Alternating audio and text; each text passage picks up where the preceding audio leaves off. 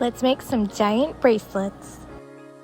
First, you're going to need some styrofoam circles. I got these on Temu.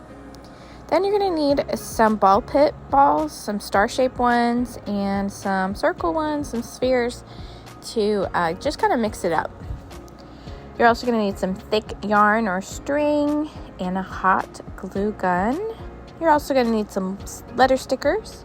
And that's the first thing I did, was stick the letter stickers and write out all of my phrases. Then the next thing you're going to need is a needle, and you're going to have to poke a needle through these styrofoam pieces, which is so hard. It's hard to get them even, and it really got stuck a few times. Also, if you don't have a giant needle like some of the other videos are showing, we are using a piece of wire here. This is like floral wire, and I'm just sticking the string through it and then twisting it. Then I'm going to take the floral wire and put it through these pieces of styrofoam. And I will tell you, it is very messy. We had to vacuum after this. It was crazy. This is the messiest part.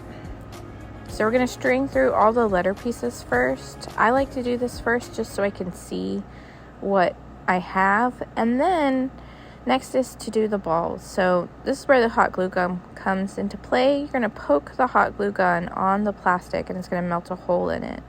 You can use the needle.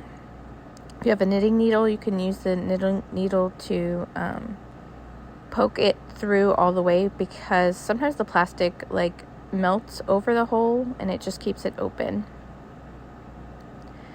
Then you're going to thread all of your plastic balls. I like to do it symmetrical on each side, and it turns out super cute.